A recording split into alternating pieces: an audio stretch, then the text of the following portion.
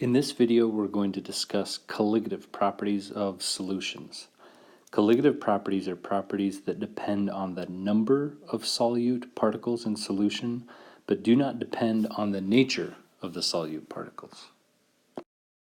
So what do I mean by number of solute particles? Well, specifically, I mean the concentration of those solute particles. And that's the concentration in either molarity, molality, percent mass, or mole fraction.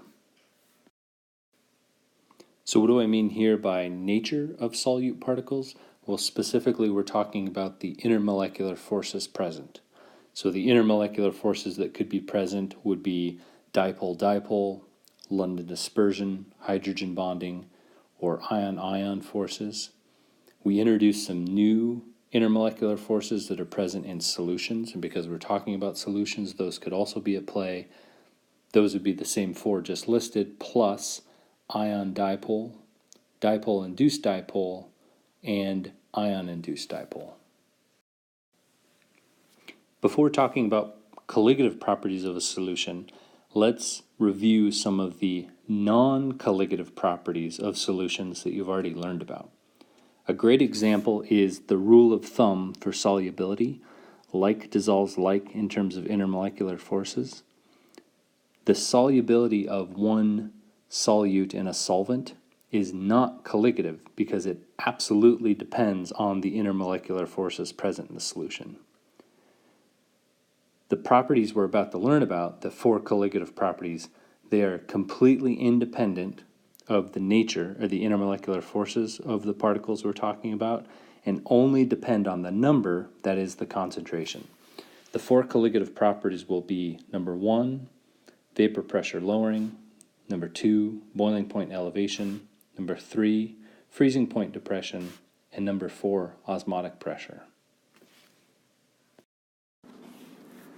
Before discussing the equations for the four colligative properties, we need to discuss a variable that appears in all four of those equations, and that variable is the Van't Hoff factor, or it's given the symbol I. The Van't Hoff factor represents the number of particles formed when the solute dissociates into the solvent. So the example here is sodium chloride. Notice that when solid sodium chloride dissociates into water, you form two particles, a sodium cation and a chloride anion. That means that the I, or Van't Hoff factor for sodium chloride, is 2, because there are two particles formed. In contrast, when you dissolve glucose, or C6H12O6, into water, you only form one particle. Glucose does not dissociate, so the Van't Hoff factor for glucose, or any molecular compound that's not an acid, would be 1. Our final example of using the Van't Hoff factor is magnesium chloride. Magnesium chloride solid, when it dissolves into water, forms 3 particles, a magnesium 2+ cation and 2 chloride anions. So that's 3 total particles for a Van't Hoff factor of 3.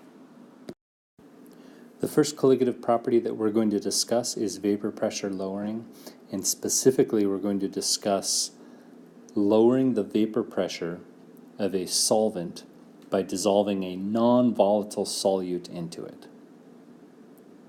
To calculate the partial pressure of a solvent over a solution, we multiply the vapor pressure of the pure solvent times the mole fraction of that solvent in solution multiplied by the Van't Hoff factor. You can also calculate the total pressure above a solution that is comprised of multiple volatile compounds or multiple compounds with appreciable vapor pressure.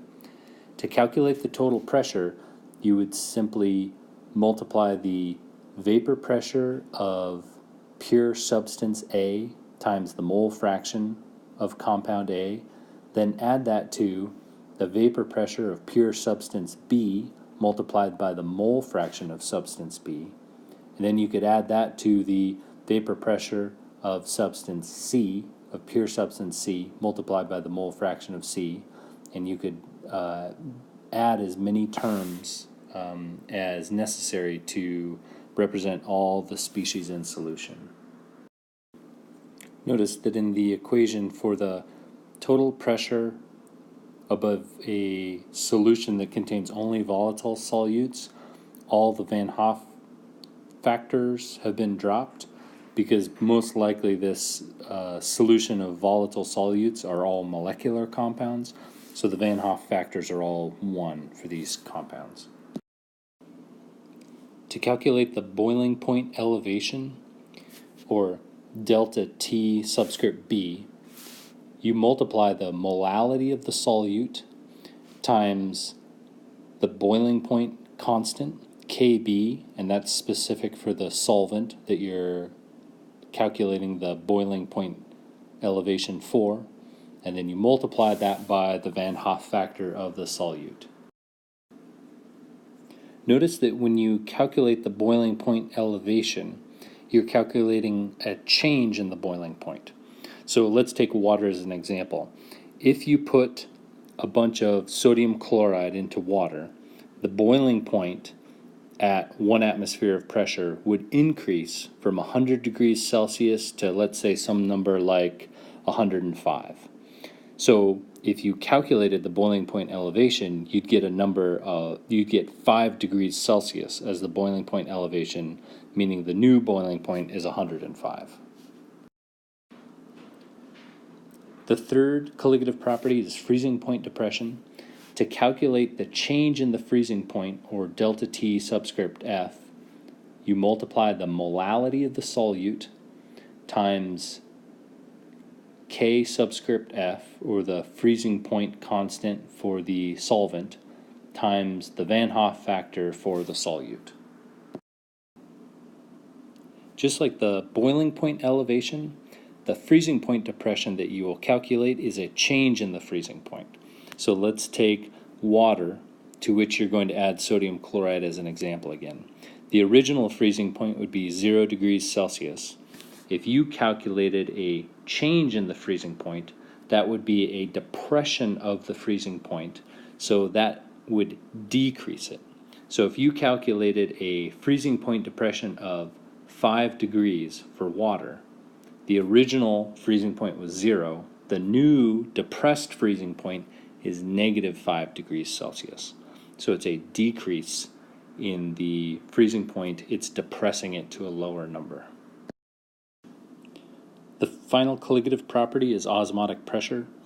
Osmotic pressure is given the symbol pi instead of p so that we don't confuse the equation I'm about to present with the ideal gas law.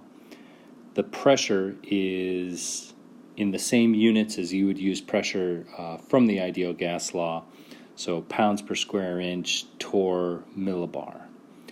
The osmotic pressure is calculated by multiplying the molarity of the solute times the gas constant R times the temperature times the Van Hoff factor of the solute.